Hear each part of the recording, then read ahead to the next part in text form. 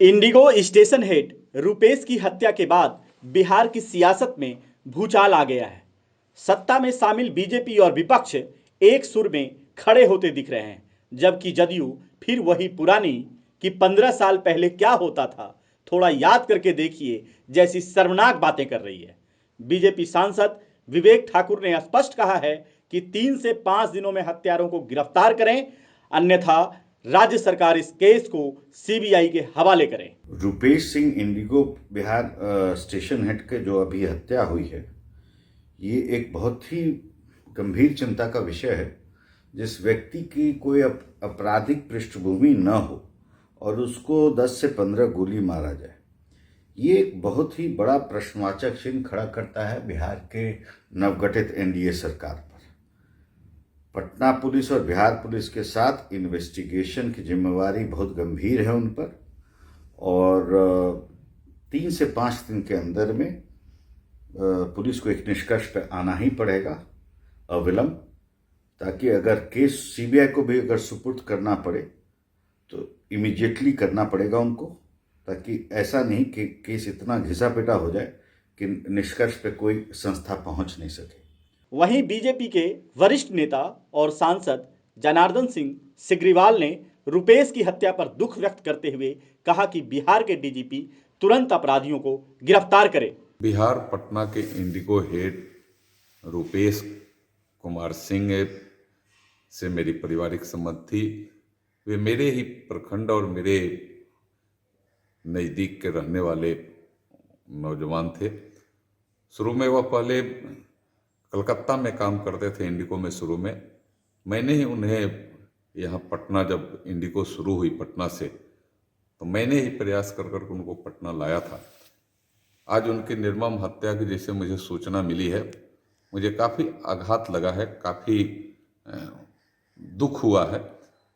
मैं इस पर गहरा संवेदना व्यक्त करता हूँ और उनके अपराधी शीघ्र पकड़े जाएं, अपराधियों को भी कठोर से कठोर अपराधियों के ऊपर कार्रवाई हो।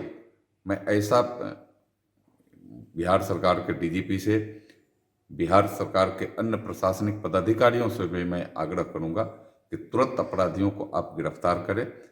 और रुपेश के परिवार के प्रति भी मैं हृदय से संवेदना व्यक्त करता हूं। यह दारुण दुख है और कष्ट सहने का ईश्वर उनको ताकत भी दें। मुख्य विपक्षी पार्टी के नेता तेजस्वी यादव ने आज अहले सुबह ट्वीट कर कहा कि अनैतिक और अवैध सरकार के संरक्षण में अपराधों और दुष्कर्मों की प्रतिदिन संख्या बढ़ना एनडीए की सामूहिक विफलता है। वहीं राजद प्रवक्ता मृत्युंजय तिवारी ने कहा कि बिहार में कानून का राज समाप्त हो गया है। नीतीश सरकार को इस पर जवाब देना चाहिए कि क्यों अपराध की सुनामी बिहार में आ गई है। इस तरह से सरकार के नाक के नीचे जहां पूरी सरकार बैठती है, राज्य का पुलिस मुख्यालय है, उसके कुछ ही दूरी पर कल जिस तरह से ताबड़तोड़ गोलियों की बौछार से अपराधियों ने इंडिगो के मैनेजर रुपेश सिंह की हत्या कर दी, ये सरकार में बैठे लोग जवाब दें। किस तरह से बिहार में अपराधियों का तांडव हो रहा है, अपराधी का सुनामी आ गया है अपराध का। इस पर सरकार में बैठे लोग सुशासन का दावा करने वाले क्यों चुप हैं? इस पर कोई सत्ता में बैठने वाले क्यों नहीं बोल रहे? ये सरकार अपराधियों के सामने नतमस्तक है और अपराधियों के तांडव से पूरे बिहार की जनता कराह रही है। अपराधियों का कोहराम मचा हुआ है, अपराध का सुनामी आ गया बिहार में, अपराधी राज कायम है। इसके लिए सत्ता में बैठे लोग जो सत्ता का मलाई खा रहे हैं, इनको मुंह खोलनी चाहिए, बताना चाहिए कि इसके लिए कौन जिम्मेवार है। जबकि कांग्रेस ने मुख्यमंत्री को आड़े हाथों लेते हुए कहा कि आए दिनों मुख्यमंत्री द्वारा लॉ एंड ऑर्डर पर समीक्षा बैठक सिर्फ हवा हवाई होती है। यह चिंता का विषय है।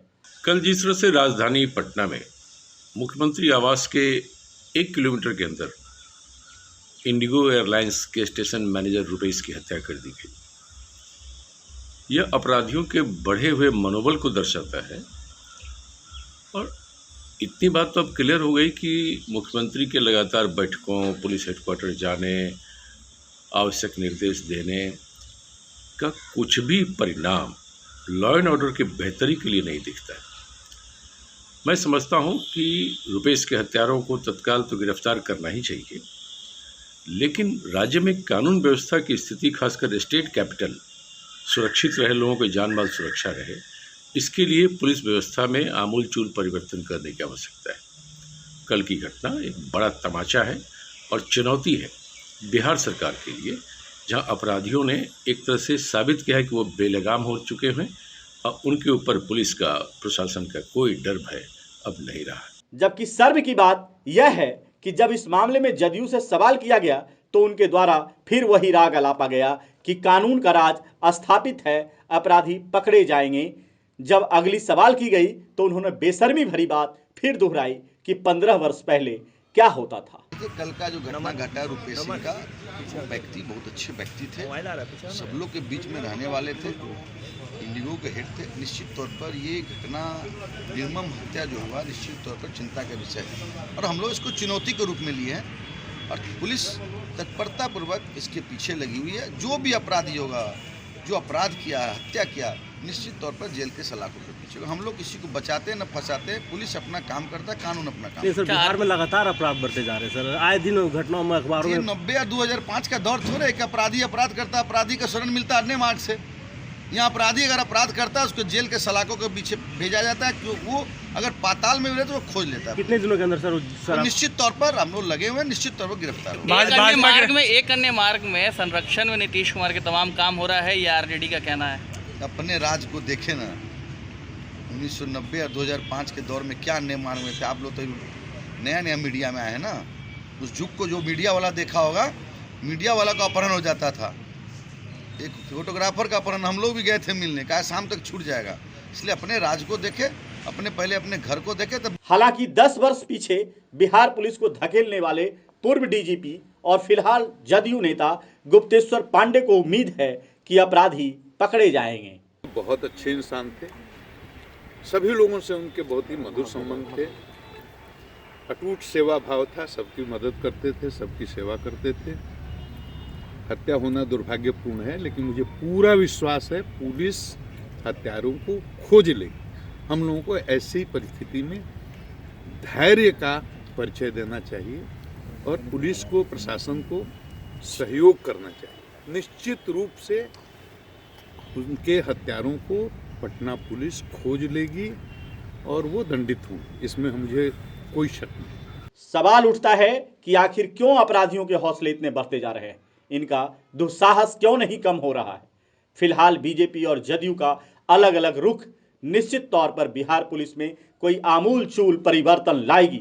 यदि नहीं लाती है तो यह बिहार के लिए दुर्भाग्य होगा। लाइव इंडिया के लिए पटना से सन्नी की रिपोर्ट।